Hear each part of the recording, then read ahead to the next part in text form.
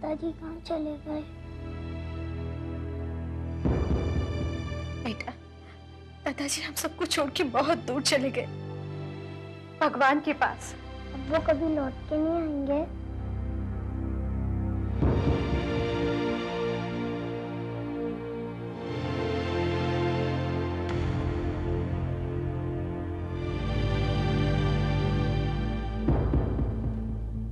होनी को कौन टाल सकता है निरंजन?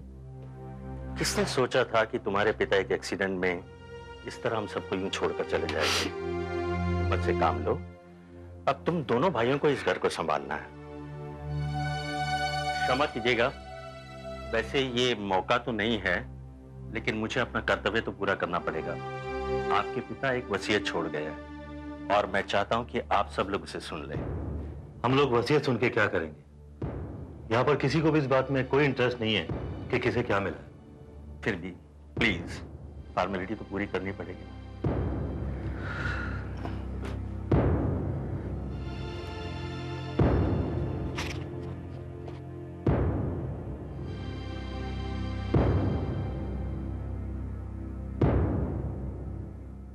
18 नवंबर सन 2001 मैं मनमोहन आहूजा अपने होशो हवास में ये वसीयत तैयार कर रहा हूं।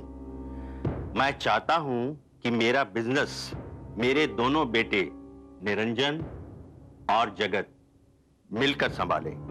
इसलिए मैंने अपनी फैक्ट्री दोनों बेटों के नाम कर दी है।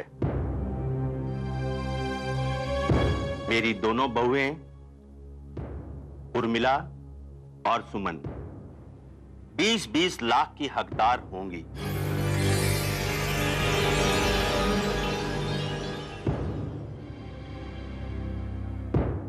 और मेरी पोती सुकन्या उर्फ डॉली, जिसके लिए मैं 50 लाख रुपए छोड़ रहा हूं, जो उसकी बोर्डिंग की पढ़ाई और उसकी शादी पर खर्च होंगे।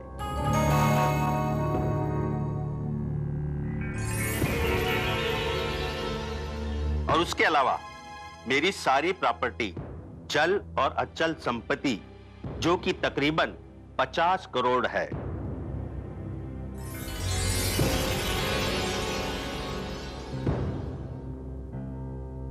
मैं अपने पोते राज उर्फ गुड्डू के नाम करता हूं।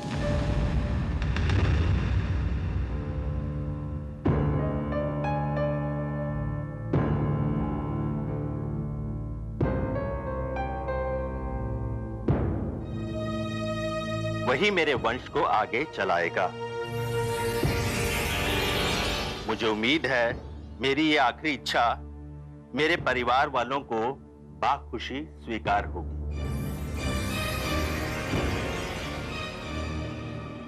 हस्ताक्षर मनमोहन आहूजा, गवाह रजत कापाड़िया, जीवन खन्ना। देखिए, आप लोगों में से किसी को कुछ कहना है? सिवाय इसके कि पिताजी को वसीयत करने की क्या जरूरत थी? ऐसे भी जो कुछ है गुड्डू का ही है।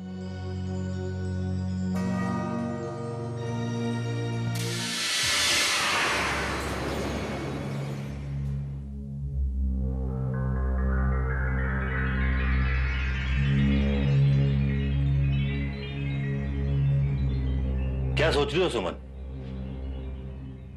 यही कि पिताजी शायद सचमुच सठिया गए थे। सारी जायदाद गुड्डू के नाम कर दी और हमारे नाम कुछ नहीं। क्या पागलों जैसी बातें कर रही हो? हमारे पास किस चीज की कमी है? और जो नहीं है वो हम खुद बना लेंगे। लेकिन ओफो, अब इन बातों से क्या फायदा? पिताजी जो वसीयत कर गए हैं उससे बदला तो नहीं जा सकता।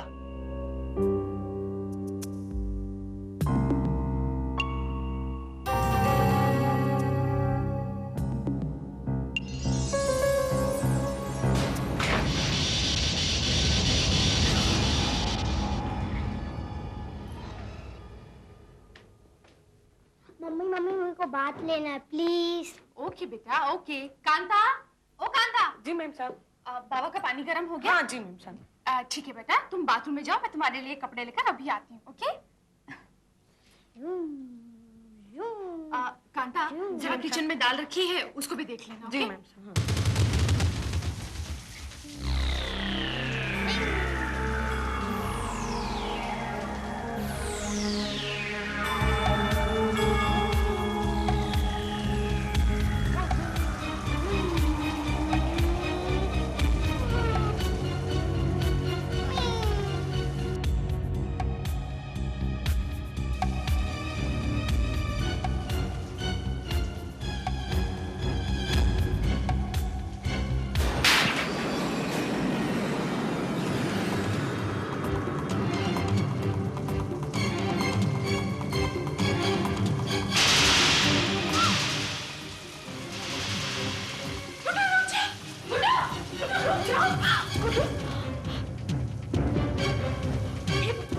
अभी तो अनर्थ हो जाता था। कांता, कांता की बच्ची कहाँ है तू? जी मैम साहब। कांता, अंदर टब में जो रॉड पड़ी है उसे निकाल कर तू कैसे लाई? हाँ, वो तो कब की खराब हो चुकी थी, मैंने उसको शोरूम में फेंकवा दिया था। पानी गर्म करने के लिए क्या तुझे यही रॉड मिली थी? पर मैम साहब मैंने नहीं लगाया है। झूठ बोल रही है तू, झूठ बोल रही है। मैम साहब मैं क्यों झूठ बोलूंगी आपसे? सवाल लड़ाती है। आज अगर मेरे बेटे गुड्डू को कुछ हो जाता ना तो मैं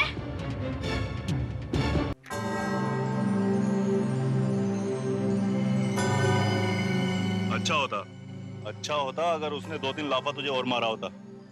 एक बात बता कांता, आजकल तो अपने काम में लापरवाही बहुत करती है। हाँ हाँ, तुम भी उसी की ही साइड लेना। वो चुड़ैल तो प्यार ऐसा जताती है जैसे गुड्डू उसका सगा बेटा हो। 1 महीने का था तभी दीदी इसे मेरी गोद में छोड़कर चल बसी। गुड्डू को कैसे मैंने संभाला है ये तो बस मैं ही जानती हूँ। सच्ची बात तो ये है कि भाई साहब ने दूसरी शादी सिर्फ गुड्डू की वजह से की, वरना तो अरे वरना ये करता भी क्या? टॉली को तो बोर्डिंग में भेज दिया, मगर 1 महीने का गुड्डू उसको संभालना इसके लिए बिल्कुल इम्पॉसिबल था। ये सुबह सुबह किसके बारे में बातें हो रही हैं? हमारे बेटे गुड्डू के बारे में। ओह, हमारे बेटे गुड्डू के बारे में? लेकिन गुड्डू है कहाँ?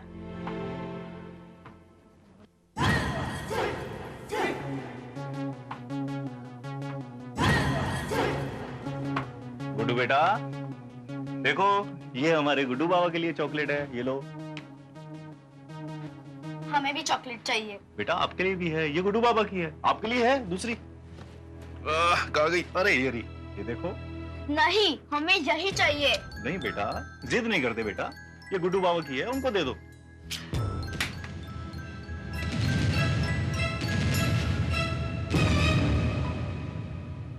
कोई बात नहीं बेटा, कोई बात नहीं, हम आपको दूसरी ला कर देंगे। जाओ खेलो।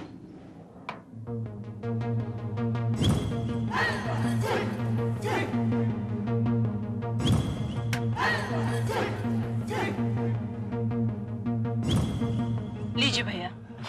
थैंक यू भाभी। Excuse me. भाभी, अब तो आपको गुड्डू का ज्यादा ख्याल रखना पड़ेगा। क्यों? अब वो करोड़ों का मालिक जो है।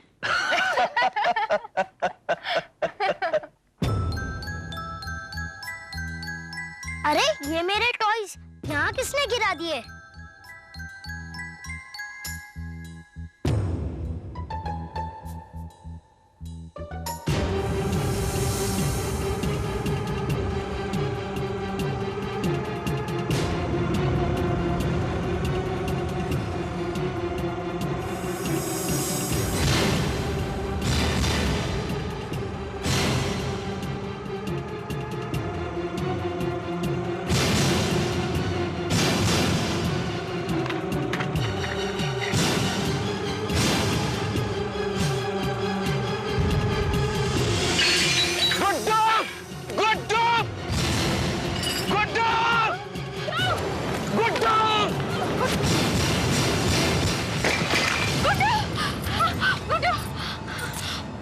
ठीक तो है ना?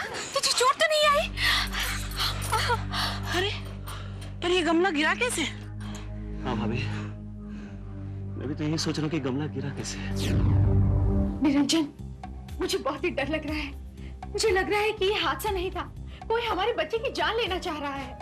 ओहो, ये तुम्हारा वहम है उर्मिला। भला कोई हमारे मासूम बच्चे की जान के दुश्मन कैसे हो सकता है? नहीं निरंजन, तुम्हें गुड्डू की हिफाजत के लिए कोई ना कोई बंदोबस्त करना ही पड़ेगा।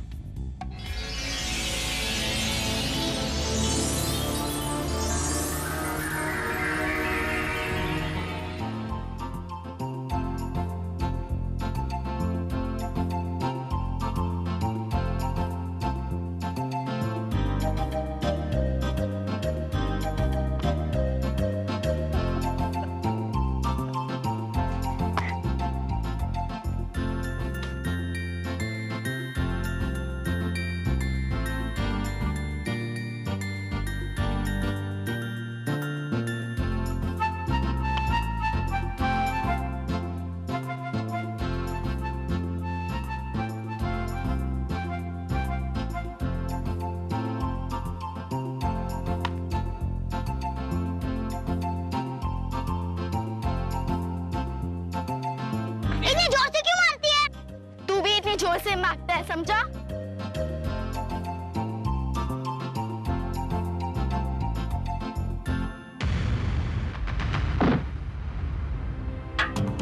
गुड्डू! गुड्डू!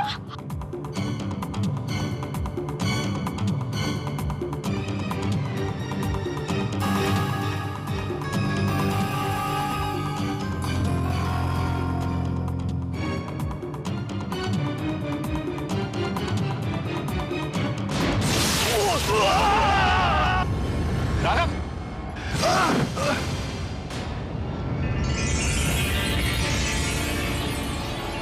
राघव! साहब क्या हुआ? क्या हुआ? मारा?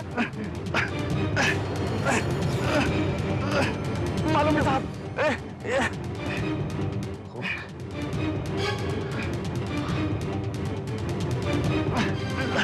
साहब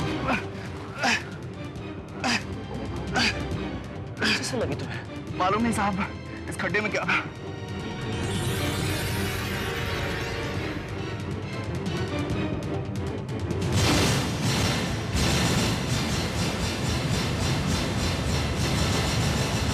दाल?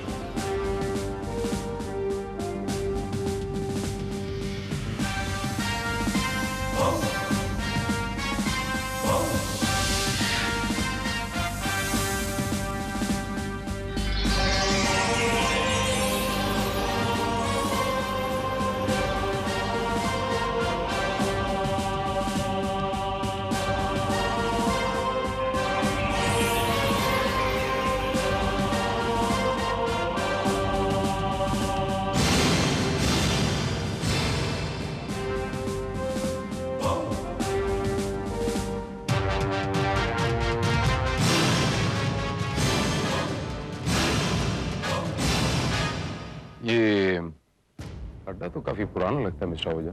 जी हाँ, काफी पुराना है, लेकिन इसमें किसी ने कुदाल छुपा कर ढक दिया था ताकि गुड्डू यहाँ आए। और ऐसा भी तो हो सकता है मिस्टर आहूजा कि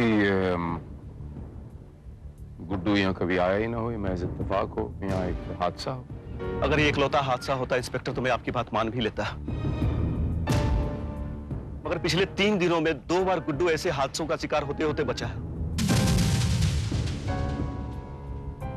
इंस्पेक्टर यकीनन तो मेरे गुड्डू की जान लेना चाहता है। तो गुड्डू की कौन जान लेना चाहता है मिस्टर आहूजा, और क्यों? मैं ये बात नहीं जानता, लेकिन मेरी गुड्डू की जान खतरे में है। Okay, relax. मैं एक काम करता हूं मिस्टर आहूजा, गुड्डू को एडिशनल सिक्योरिटी दे देता हूं, लेकिन आपसे इल्तिजा है कि गुड्डू को आप अकेला कभी नहीं छोड़ेंगे, उसका ख्याल रखेंगे। जी बहुत अच्छा।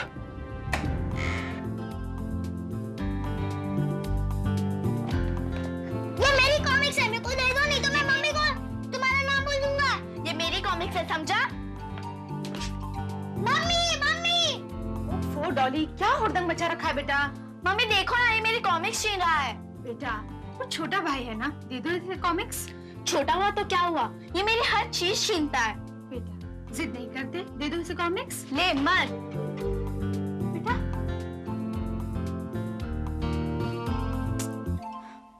चलो ये दूध जल्दी से खत्म करो और सोने की कोशिश करो, ठीक है?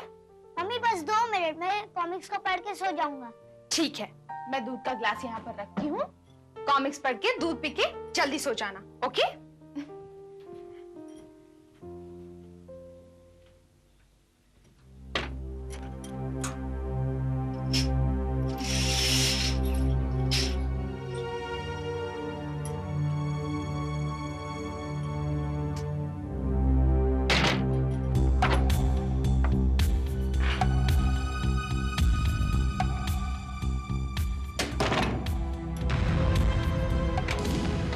वकील साहब, जिस दिन से आपने वसीयत पढ़ सुनाई है, लोग तो गुड्डू की जान के दुश्मन हो। 2-3 बार तो उस पर जानलेवा हमले भी हो चुके हैं। तुम्हारा मतलब है कहीं जगत? नहीं वकील साहब, पास और दूर के डैडी के सैकड़ों रिश्तेदार हैं जो उनकी प्रॉपर्टी पर आंखें गड़ाए हुए बैठे हुए थे।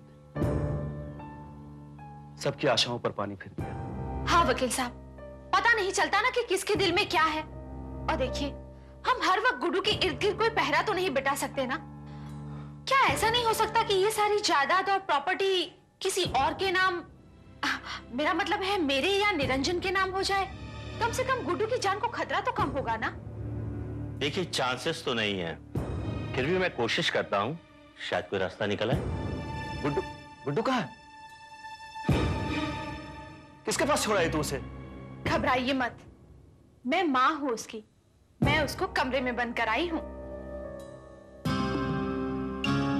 देखो, अब तो उर्मिला ने गुड्डू के कमरे में ताला लगाना शुरू कर दिया है, ताकि कोई अंदर न जा सके। ताला मौत को आना होता है, 100 तालों में भी आ जाती है। सुबह तक पुलिस की सिक्योरिटी का भी इंतजाम होता है। सुबह तक?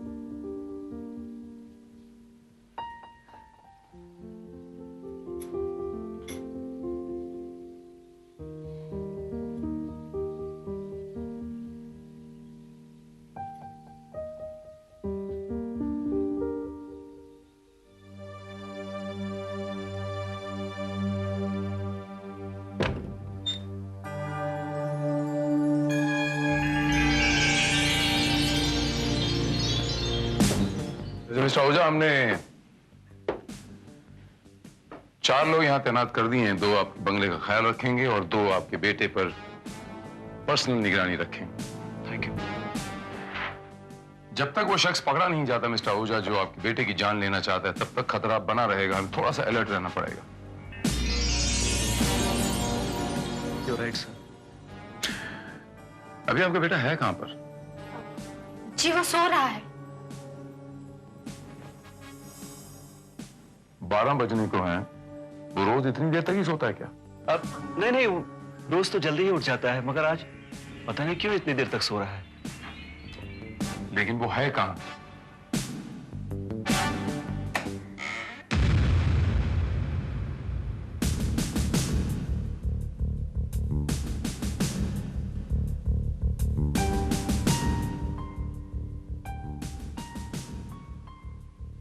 गुड्डू?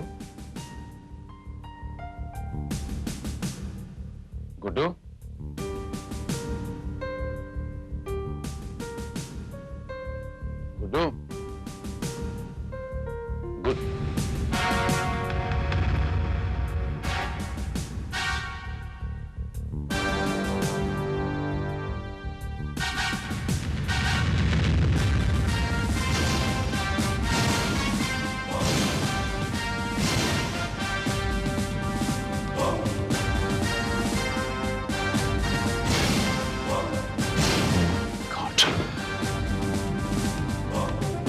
श्रीवास्तव साहब,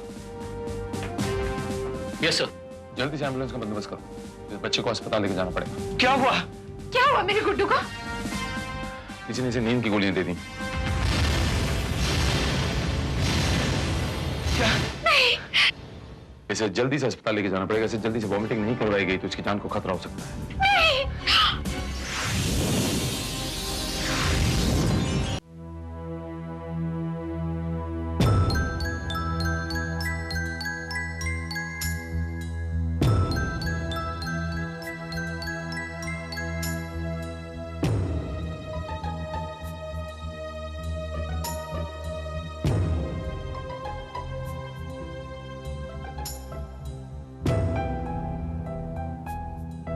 थैंक गॉड, बच्चे की जान बच गई। अगर इसे फौरन फर्स्ट एड नहीं दिया होता शायद इसका बचना मुश्किल। Thank you doctor, thank you very much. लेकिन दूध में नींद की गोलियां आई कहां से? जी गोलियां मैं लेता हूं और मुझे शीशी में कुछ गोलियां कम भी लगी थी, लेकिन दूध में नींद की गोलियां मिलाई किसने? कांता! जी साहब, साहब मैंने कुछ नहीं किया। दूध तो उस दिन मेम साहब ने बनाया था, मैंने कुछ नहीं किया।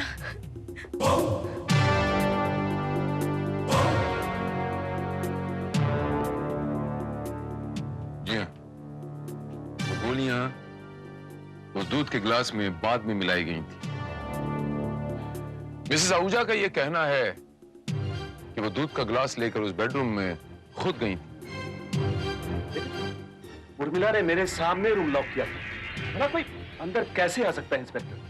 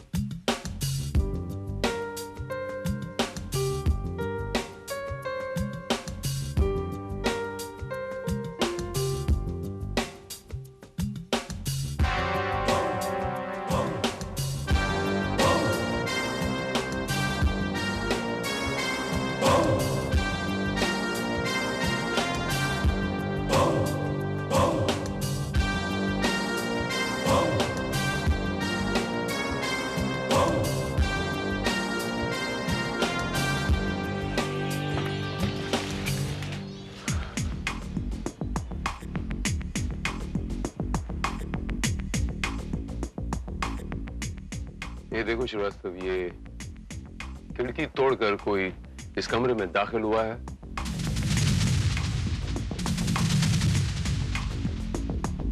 और दूध में वो गोलियां मिलाई। अब ये खिड़की इस ग्राउंड लेवल से ज्यादा ऊंची भी नहीं, कोई भी आराम से यहां से चढ़ के अंदर जा सकता है श्रीवास्तव। और सर ये गमला देख रहे हैं आप सर? मेरे ख्याल में इस गमले का इस्तेमाल भी अंदर जाने के लिए किया गया है। लेकिन ये हरकत की किसने होगी?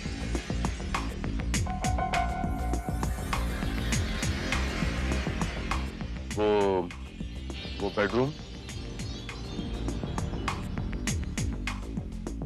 ये मेरी बेटी का है।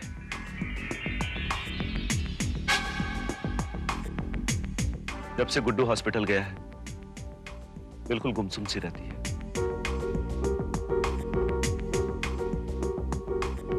शायद उसी ने कुछ देखा हो।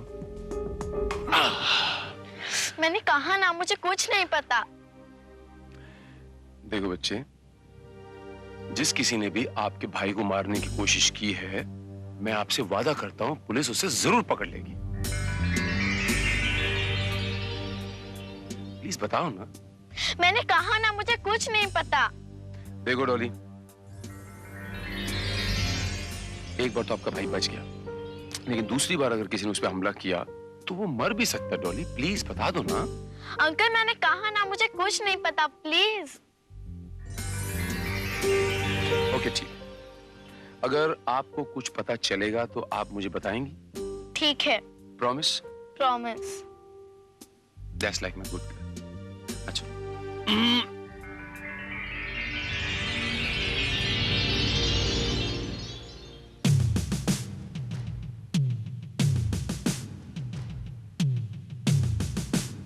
सर मुझे लगता है कि ये लड़की डॉली कुछ ना कुछ जानती जरूर और हमसे छुपा रही है। उसने किसी ना किसी को जरूर देखा है। लेकिन श्रीवास्तव, सवाल ये है कि वो लड़की हमें कुछ बता क्यों नहीं रही?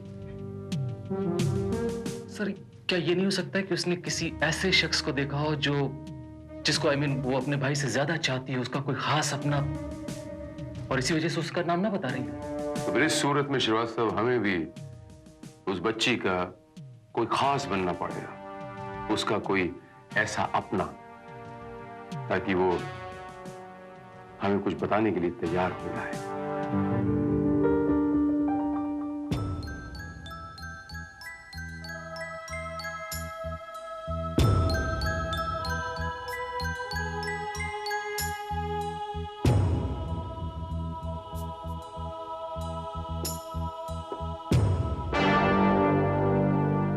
हेलो डॉली। हेलो। कैसे हो बच्चे? ठीक हूँ।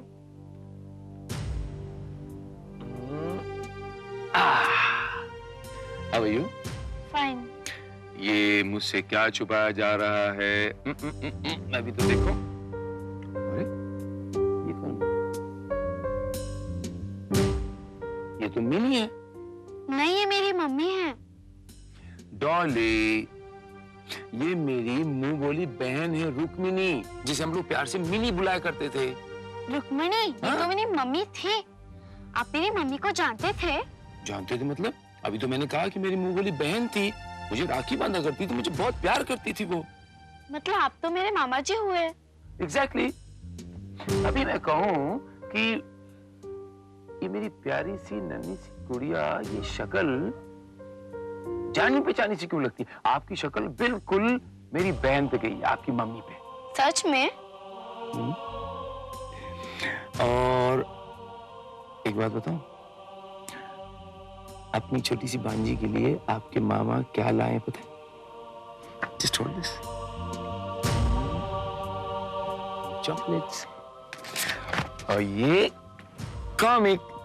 थैंक यू मामा जी, और सो ग्रेट। ये कॉमिक्स मैं गुड्डू को बिल्कुल नहीं दूंगी, वो मेरी हर चीज छीनता है। बिल्कुल मत देना, ये मैं सिर्फ आपके लिए लाया हूं और सिर्फ आपके लिए। आपको कॉमिक्स अच्छी लगती हैं? हाँ बहुत अच्छी, लेकिन कार्टून वाली नहीं, एक्शन वाली। एक्शन वाली मतलब सस्पेंस वाली? सस्पेंस वाली, आई जस्ट लव देम।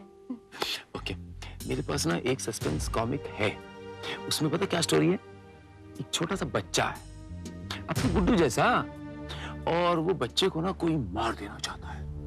उसको कोई क्यों मार देना चाहता है? वो छोटा लड़का बिल्कुल गुड्डू जैसा होगा, ओमेन। ओमेन? ओमेन? मामा जी आपको ओमेन नहीं पता? नहीं? शैतान। ओमेन जो होते हैं ना, वो अपनी माँ को मार डालते हैं, जैसे गुड्डू ने मेरी माँ को मार डाला। हाँ, गुड्डू ने पहले मेरी मम्मी को छीन लिया, फिर मेरे पापा को, इसलिए तो पापा ने मुझे बोर्डिंग में भेज दिया। अच्छा, इसीलिए कॉमिक में वो जो बच्चा है ना, वो गुड्डू की तरह बिल्कुल ओमेन होगा, डेविल, इसीलिए कोई उसको मार देना चाहता है। मामा जी, लेकिन वो जो ओमेन होते हैं ना, वो जल्दी मरते नहीं हैं, बार बार बच जाते हैं। लेकिन ऐसा कैसे हो सकता है डॉली? वो नॉवेल में जो बच्चा है ना, उसको तो किसी आदमी ने ढेर सारी नींद की गोलियां दे दी और वो तो मर गया।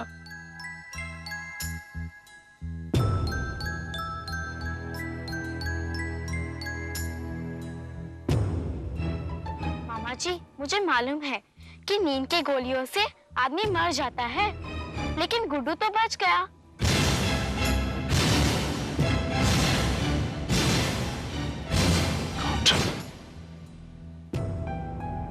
मैंने पूरी 20 गोलियां डाली थी दूध के ग्लास में।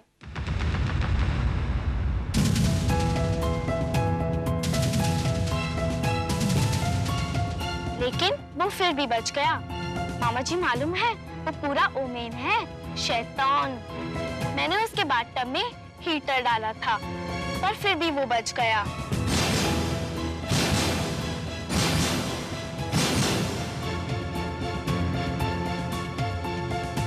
मैंने उसके ऊपर गमला भी कराया, तभी वो नहीं मरा।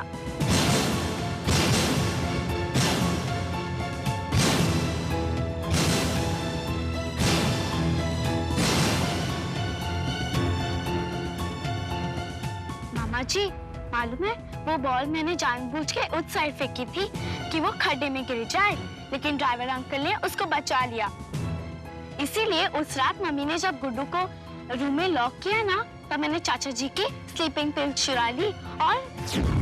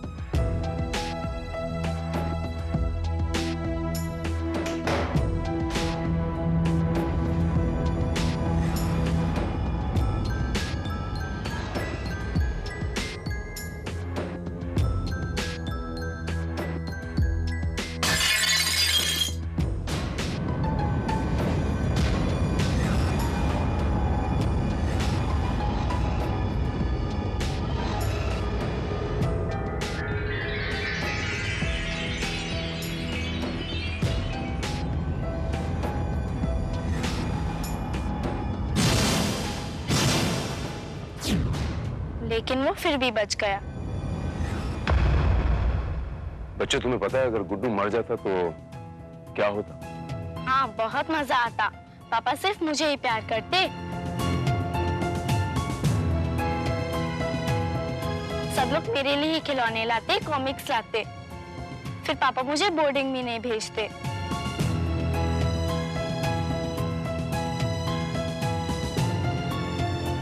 मामा जी जानते हो, बोर्डिंग में मिस कितनी स्ट्रिक्ट होती है, बार बार डांटती है, टॉर्चर करती है। मुझे तो वो जेल लगता है। बच्चे, अगर गुड्डू मर जाता ना तो आपको सचमुच की जेल हो जाती, और उस जेल के अंदर कोई कॉमिक्स, कोई चॉकलेट नहीं मिलती। आपके मम्मी डैडी भी नहीं होते आपको बचाने के लिए। वहां आपको बहुत मारते, बहुत टॉर्चर करते। आप जरा सोचो, ऐसे में आपकी मम्मी की आत्मा को दुख नहीं पहुंचता? मम्मी को दुख पहुंचता? हाँ बच्चे, बहुत दुख पहुंचता। तो फिर मैं क्या करूं मामा जी?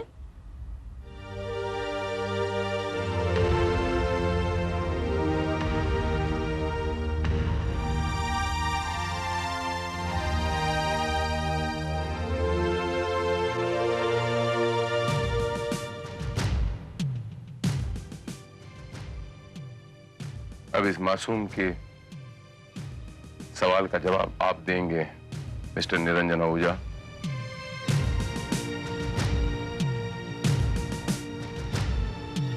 इस बच्ची ने जो कुछ भी किया है, इसके जिम्मेदार आप हैं मिस्टर निरंजन आहूजा, आप।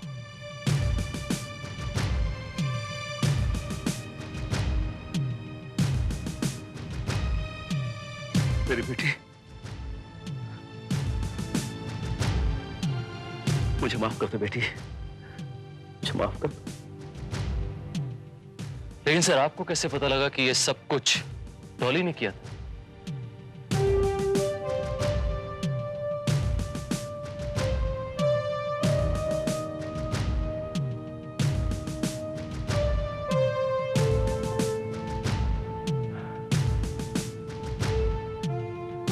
इस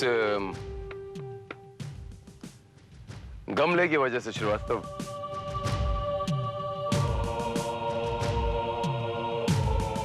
अगर कोई आम कद का आदमी होता श्रीवास्तव तो इस खिड़की पे वो बड़ी आसानी से चढ़ जाता, लेकिन ये गमला इस बात का सबूत है। यहां पर ये कोई छोटा सा बच्चा था जिसने इस गमले का इस्तेमाल किया है, तभी मुझे उस बच्ची पे शक हुआ।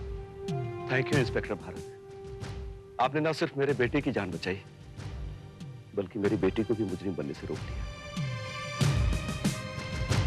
मैं आपका यह एहसान कभी नहीं भूलूंगा इंस्पेक्टर भारत। मिस्टर आहूजा, असंतोष अपराध को जन्म देता है और जिस बच्चे को जिंदगी में प्यार और ममता और अटेंशन नहीं मिलता उसे जिंदगी में कभी संतोष नहीं मिलता। और इस बात का ख्याल आप लोग भी रखिएगा।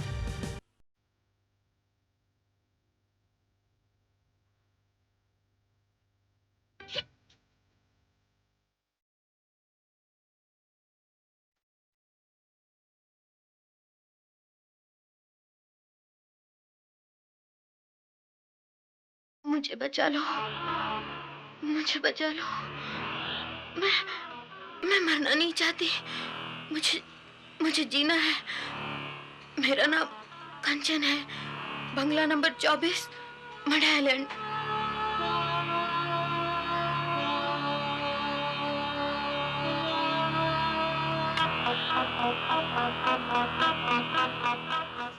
तो आप कहते हैं कि ये कैसेट आपको मड आइलैंड के रास्ते से मिली? जी सर।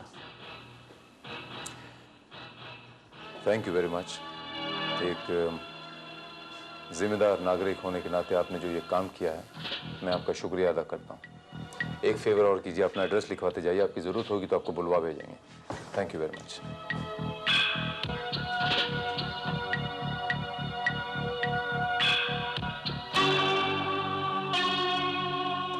मुझे बचा लो। मैं मरना नहीं चाहती। मुझे जीना है। मेरा नाम कंचन है, बंगला नंबर 24, मड आइलैंड। एक मासूम की जान खतरे में है श्रीवास्तव। बंगला नंबर 24, मड आइलैंड।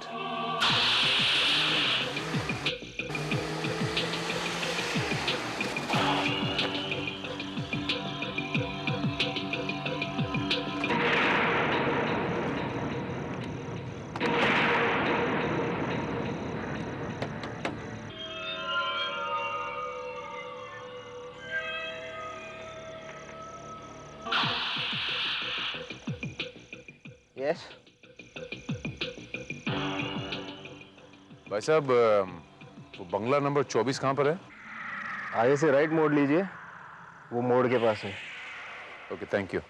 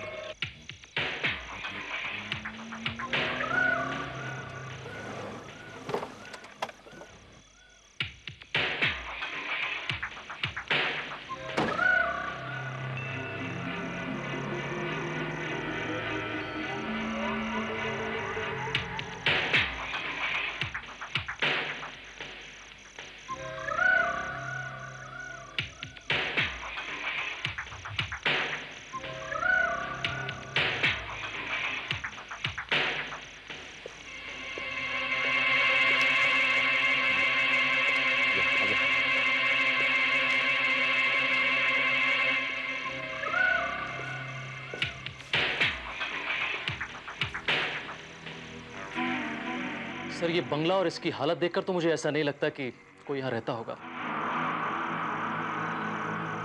जरूर किसी ने हमसे मजाक किया है। नहीं श्रीवास्तव, उस लड़की की आवाज में इतना खौफ था, इतनी दहशत थी, मुझे नहीं लगता कि कोई इस तरह का मजाक हमसे कर सकता है। She is in trouble Srivastava, I am quite sure.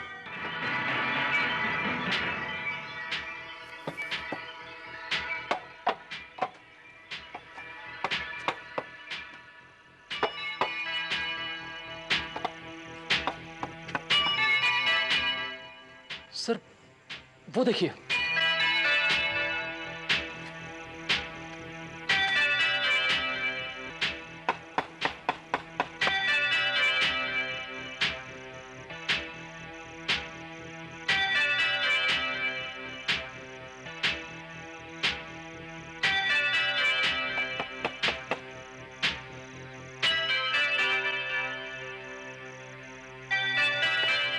Police, आप यहाँ क्या कर रहे हैं?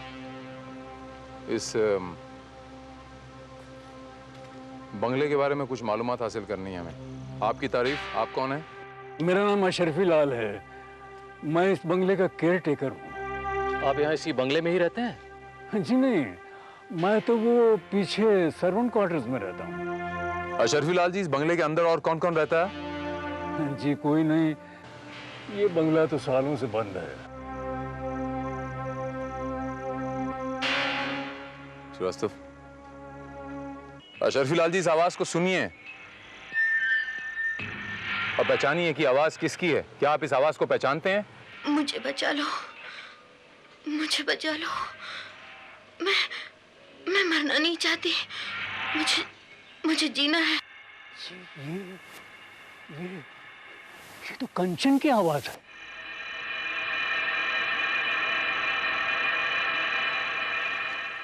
ये कंचन कौन है?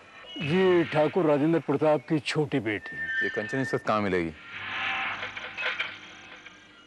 अशरफी लाल जी, मैं आपसे कुछ पूछ रहा हूँ, ये कंचन इस वक्त कहाँ मिलेगी?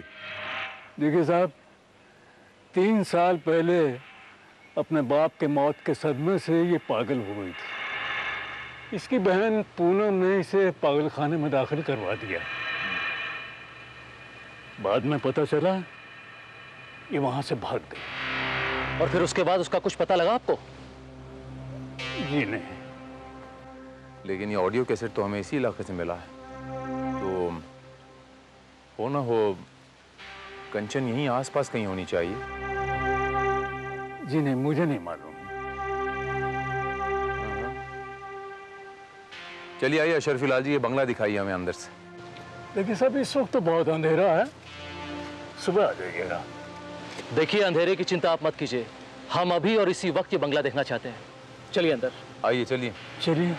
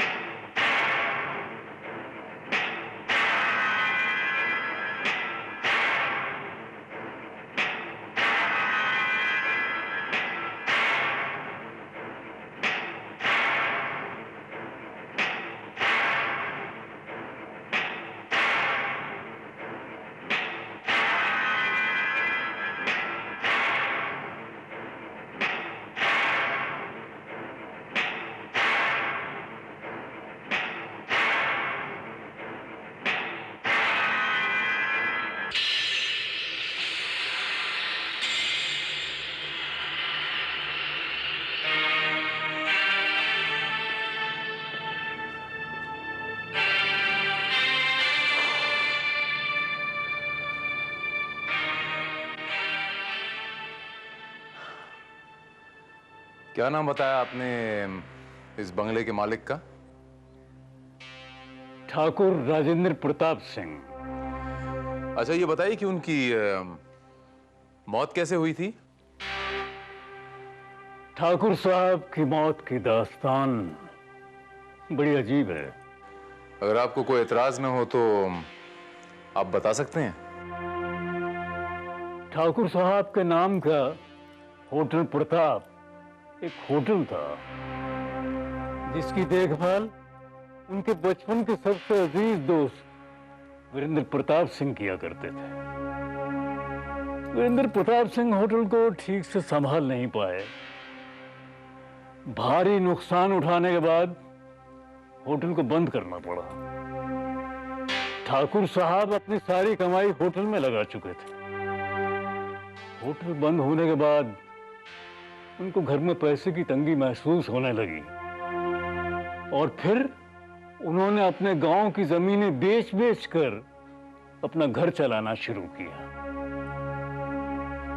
एक दिन वीरेंद्र प्रताप सिंह ठाकुर साहब से मिलने आए और उनके साथ कुछ आदमी थे। Beautiful piece. Fantastic collection, Thakur साहब. Yes, sir. These are rare antiques. It must be very old. How old are they? 1,000 year old. 1000 years old? Thakur साहब, क्या आप ये एंटिक्स बेचना चाहेंगे? नो, हम इसे बेचना नहीं चाहते। ये हमारे पुरखों की निशानी है। ठाकुर साहब, I can offer you very good price. 25 lakhs? देखिए, आप लोग वीरेंद्र सिंह के साथ आए हैं, इसलिए ये एंटिक्स मैंने आपको दिखाए। बेचने का तो सवाल ही नहीं उठता। बाबूजी। नहीं पूनम बेटी। सोच लीजिए ठाकुर साहब। ठाकुर साहब, how much money do you want? No, sir. I don't want to sell them. 50 lakhs? इनकी कीमत करोड़ों में है। They're worth crores. 1 crore? Poonam बेटी, पुरखों की अमानत की कीमत नहीं लगाते। Okay, okay, okay. 2 crore. 2 crore?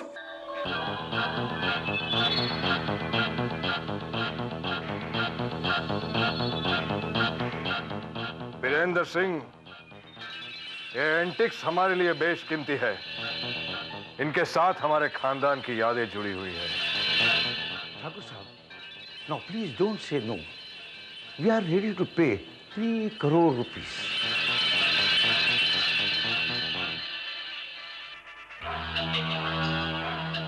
देखिए, आप लोगों ने इनकी कीमत को पहचाना, इसलिए मैं आप लोगों का शुक्रगुजार हूं। सॉरी, मैं इसे बेच नहीं सकता।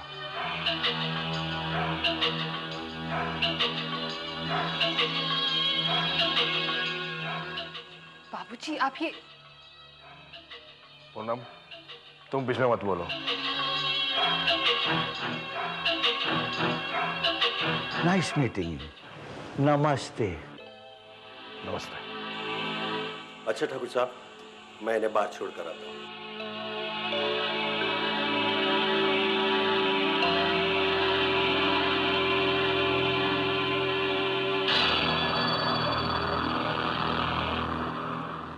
बाबूजी, आपको ये क्या हो गया है? हमें पैसों की तंगी है और मैं 3 करोड़ का ऑफर ठुकरा दिया।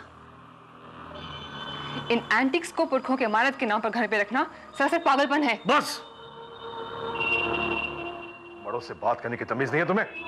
आपने सिर्फ अपने और अपने पुरखों के बारे में सोचा है। आपका क्या बाबूजी? आपकी जिंदगी तो कट गई है, अब हमारे बारे में सोचिए।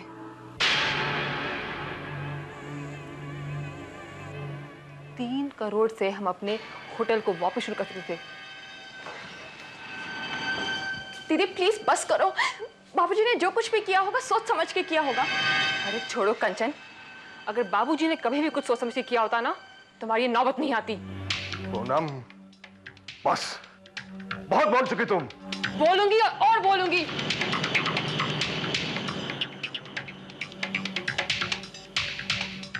आपके अजीज दोस्त, पहली बार उन्होंने कोई अच्छा काम किया है उन लोगों को यहाँ लाकर, वरना हमेशा तुम्हारा नुकसान निकलाते आए हैं। पूनम, वीरेंद्र सिंह तुम्हारे चाचा के बराबर है। भाड़ में गया था चाचा, हमारी बर्बादी का कारण है ये। बदतमीज लड़की, मुझ पर इल्जाम लगाती है।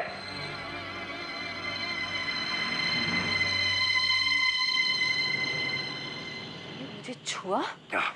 तुम्हारी ये हिम्मत?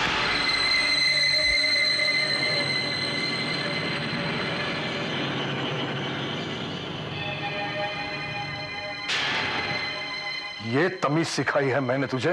हाँ? उसी रात ठाकुर साहब ने वकील को बुलाया और दोनों ने कमरा बंद करके काफी देर तक बातचीत की। अगले दिन सुबह वकील कुछ कागजात लेकर आया और फिर दोनों ने कमरा बंद किया और काफी अरसे तक बातचीत की। वकील साहब के जाते ही ठाकुर साहब और पूनम में झगड़ा शुरू हो गया।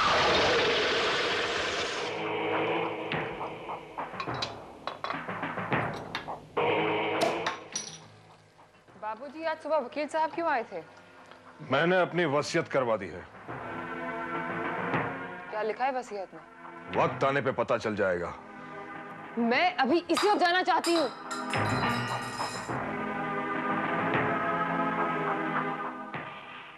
जिद मत करो, मैं नहीं बताऊंगा। ऐसा क्या लिखा आपने वसीयत में कि आप मुझे बताना नहीं चाहते? देखो, तुम्हें जितना लाड़ प्यार दिया उतनी ही तुम सर पे चढ़ती जा रही हो, हर बात पे बहस करती हो।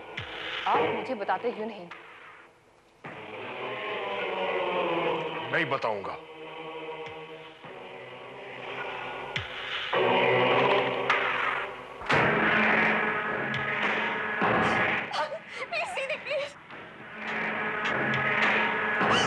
छोड़ दो बाबूजी।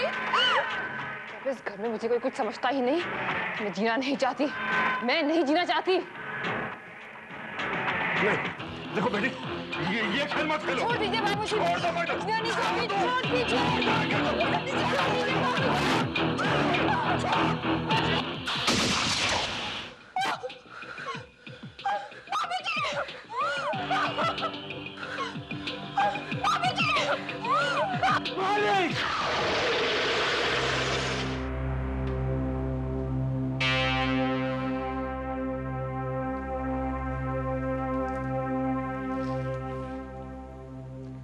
उसके बाद क्या हुआ? और उसी दिन ठाकुर साहब का अंतिम संस्कार भी कर दिया गया और लोगों से ये कहा गया कि दिल का दौरा पड़ने से ठाकुर साहब का देहांत हो गया है। I see. और वो पिस्तौल भी मेरे पास है जिससे ठाकुर साहब को गोली लगी थी। क्या मैं वो पिस्तौल देख सकता हूँ? मेरे क्वार्टर में है। आइए चलिए। आपको पूरा यकीन है कि वो हत्या इसी पिस्तौल से की गई थी? जी हाँ। लेकिन इसमें तो 6 की 6 गोलियां बिल्कुल कायम। साहब, ये प्रॉब्लम आज तक मेरी समझ में नहीं आई, क्योंकि एक गोली तो चली और वो ठाकुर साहब को लगी। देखिए साहब, अब ये प्रॉब्लम आपको ही सुलझानी होगी। सुलझा दूंगा। ये बताइए अशरफी लाल जी की ठाकुर साहब के घर में और कौन कौन रहता है? ये उनकी बड़ी बेटी पूनम। और वो पूनम कहाँ रहती है, कुछ आप बता सकते हैं? वो अपने नए बंगले में रहती है। अब तो उसने दोबारा होटल भी चलाना शुरू कर दिया और अच्छा चल रहा है। वो जो ठाकुर साहब के दोस्त थे वीरेंद्र, वो आजकल कहाँ हैं? क्या बताऊं साहब, ठाकुर साहब की मौत के बाद उनका कोई अता पता नहीं है।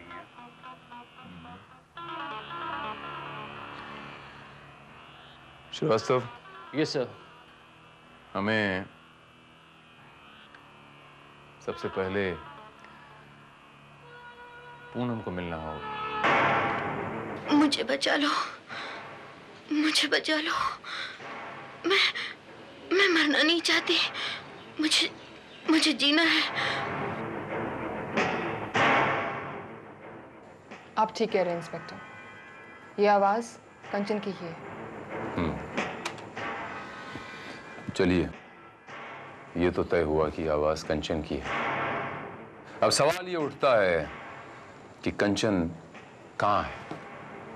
उसने अपनी आवाज रिकॉर्ड करके ये कैसेट मॉडर्न की सड़क पे क्यों छोड़ी?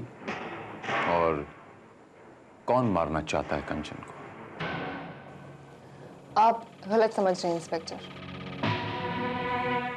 एक्चुअली कंचन को एक्टिंग का शौक था। वो अक्सर अपनी आवाज रिकॉर्ड करके सुना करती थी। लेकिन हमें ये कैसेट जिस इलाके से मिला है, इसका मतलब ये हुआ कि कंचन उसी इलाके में कहीं है। नहीं इंस्पेक्टर, ये उसका रिकॉर्ड किया हुआ कोई पुराना कैसेट होगा। कंचन को तो मरे 2.5 साल हो गया है। कंचन मर चुकी? कैसे कैसे हुई उसकी मौत? बाबूजी अचानक हार्ट अटैक से चल बसे। कंचन को यह सदमा बर्दाश्त नहीं हुआ। पूनम जी, आपके बंगले का वो जो केयरटेकर है शर्फी लाल, अगर वो झूठ बोल रहा है तो आप सच बोल रही हैं, और अगर वो सच बोल रहा है तो आप सफेद झूठ बोल रहे हैं। आप कहना क्या चाहते हैं? अशरफी लाल के हिसाब से आपके डैड की मौत हार्ट अटैक से नहीं, बल्कि आपके साथ झगड़े में गोली से हुई थी। झूठ बोलता है वो ये तक नहीं जानता कि आपकी बहन 2.5 साल पहले मर चुकी। It's very strange. वो ये समझता है कि आपकी बहन तो गायब हो गई।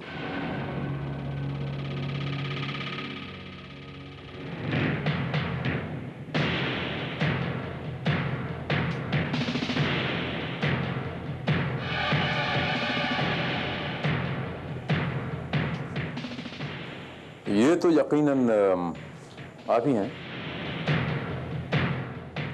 और ये आपके पिताजी हैं, और ये आपकी बहन कंचन। पूनम जी, ये तस्वीर कुछ ज्यादा पुरानी तो नहीं लगती। मेरे ख्याल कितने साल पुरानी होगी ये? 4 साल। हाँ, 4 साल पुरानी। इस कैसेट ने मुझे बड़ा कंफ्यूज सा कर दिया कि सच कौन बोलेगा। कंचन जिंदा है या मर गई? आप बोलेंगी, अशरफी लाल बोलेगा, या खुद कंचन? हाय Poonam, how are you?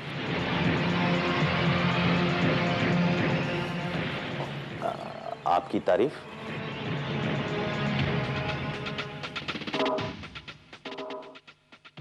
Inspector Bharat, crime branch.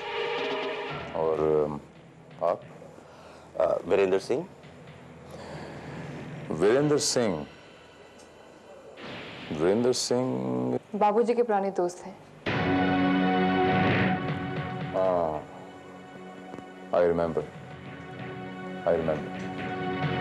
If you don't mind, आपका विजिटिंग कार्ड ले सकता हूं मैं? श्योर। ये रहा मेरा विजिटिंग कार्ड। कल अगर आपके पास? जी कल शाम को तो मैं आउट ऑफ स्टेशन जा रहा हूँ। नो प्रॉब्लम, मैं कल सुबह हाजिर हो जाता हूँ। ठीक है, आप मेरे ऑफिस में आ जाइए, वहीं बैठ के बातचीत कर लेते हैं। Thank you very much Virendra Singh ji, and thank you ma'am for your cooperation. You welcome.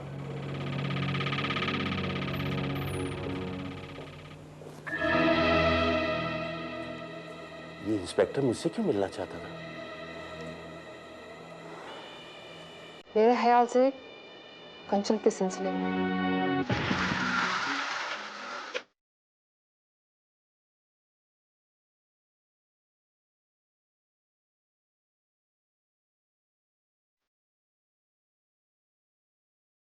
तो इस म्यूजिक कैसेट को रिलीज हुए तकरीबन कितना अरसा हुआ होगा? सर, ये फिल्म तो पिछले महीने ही रिलीज हुई है, और जहां तक कैसेट का सवाल है, कैसेट 2-2.5 महीने पहले ही मार्केट में आया होगा। 2-2.5 महीने पहले? तो फिर कंचन को मरे 2.5 साल कैसे हो सकते हैं? मुझे तो कुछ भी समझ में नहीं आ रहा है। पूनम का कहना है कि कंचन को मरे 2.5 साल हो गए हैं, तो फिर ये लेटेस्ट म्यूजिक रिलीज कैसेट जिसको 2.5 महीने हुए हैं, इसके अंदर उसकी आवाज कहां से आई? यानी कि पूनम हमसे झूठ बोल रही है। पूनम?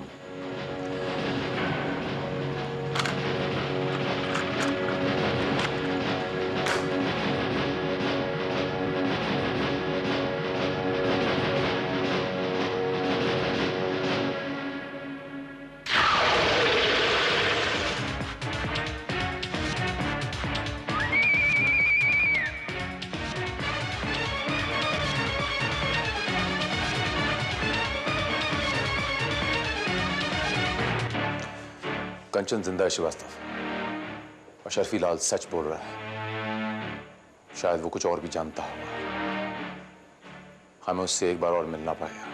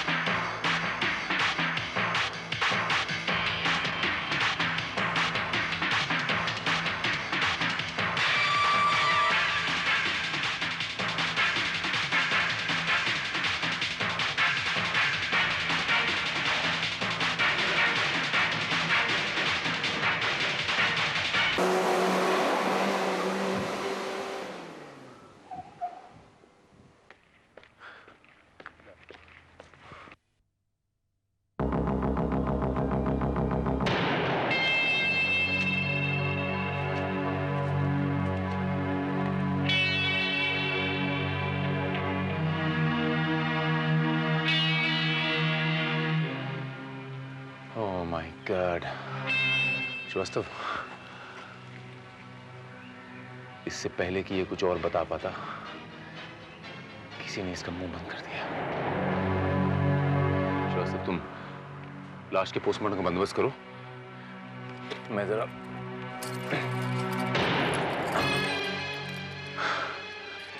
मैं ये बंगला एक बार फिर देखना चाहता हूँ। ठीक है सर। दिन के उजाले में।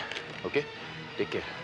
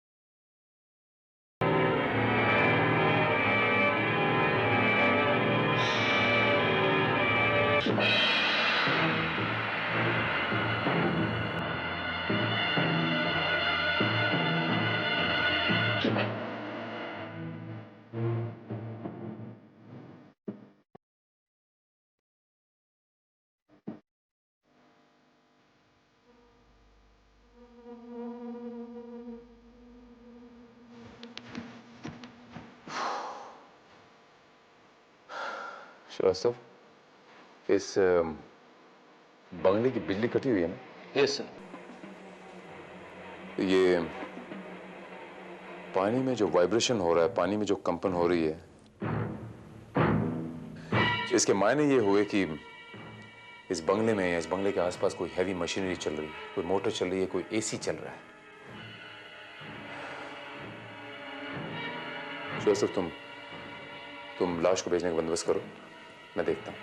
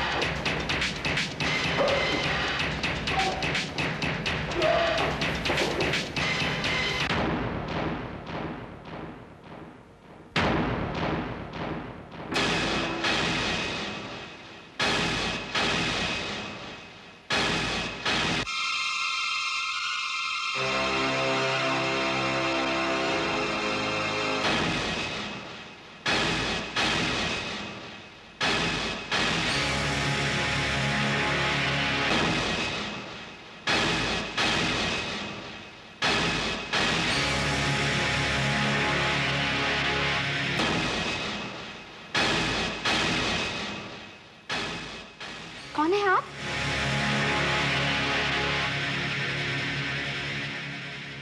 यही सवाल मैं आपसे करता हूं कि बाहर से खंडहर और अंदर से 5 स्टार जैसे कमरे में आप क्या कर रहे हैं? और कौन हो तुम? मैम, कंचन को यहां पर क्यों छुपा रखा तुमने?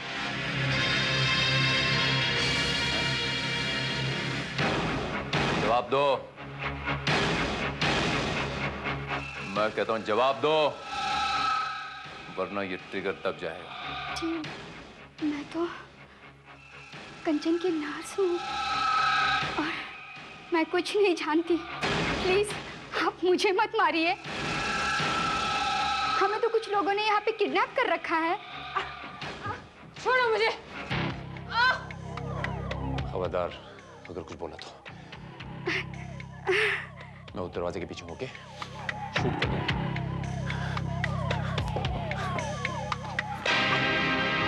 छोड़ो मुझे।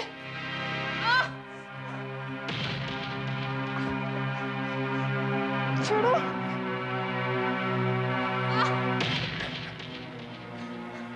आज से यही तू अपनी बहन के साथ कैद रहेगी। पुलिस तुझ तक पहुंच चुकी है। नितिन, मैं पुलिस को सब कुछ बता दूंगी। अगर तूने पुलिस को कुछ भी बताया तो मैं फंस जाऊंगा। इसीलिए अब तुझे ठाकुर साहब और अशरफी के पास जाना होगा। ये मौका तुम्हें नहीं मिलेगा नितिन बाबू।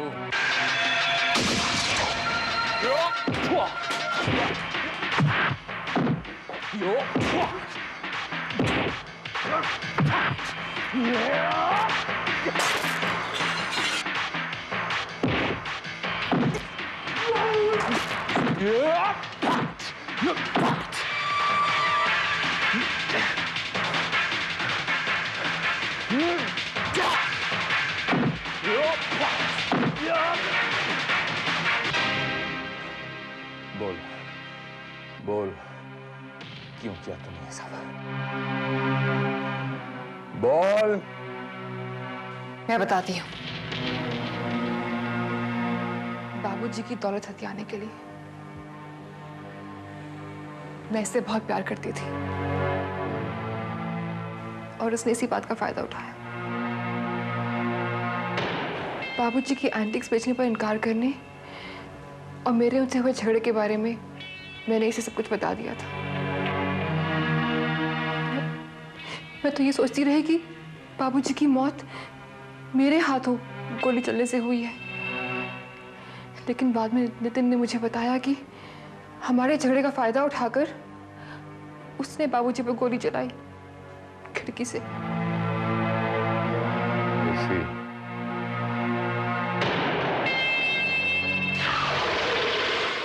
आगे से राइट मोड़ लीजिए, वो मोड़ के पास है।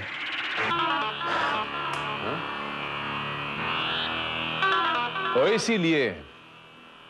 इसीलिए ठाकुर साहब की रिवॉल्वर में 6 की 6 गोलियां बिल्कुल कायम थी।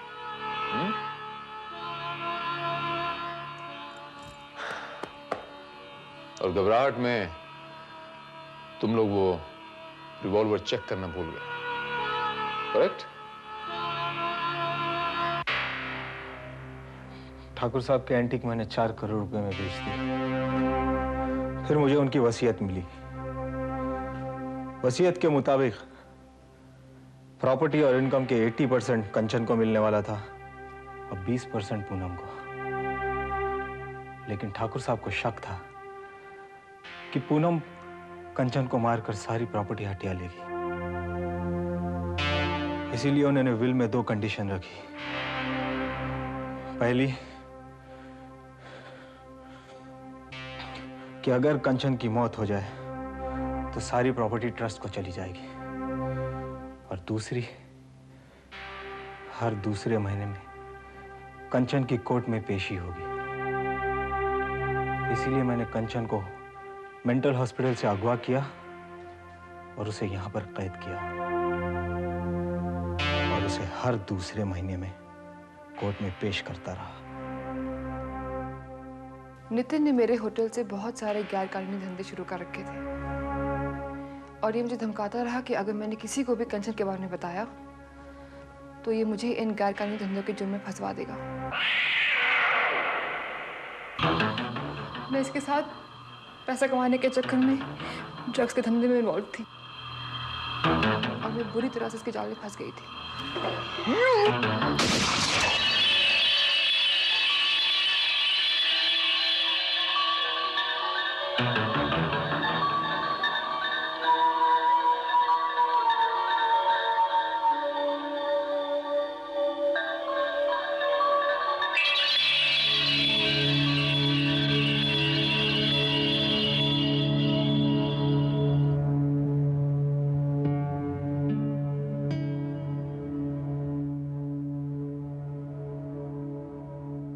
थैंक यू इंस्पेक्टर, आपकी वजह से आज मेरी और मेरी बहन की जिंदगी बच गई। यही होता है पूनम जी, जब कम समय में ज्यादा पैसा कमाने की हवस में इंसान गलत रास्ता इख्तियार करता है। मैं तुम्हें गिरफ्तार करता हूं।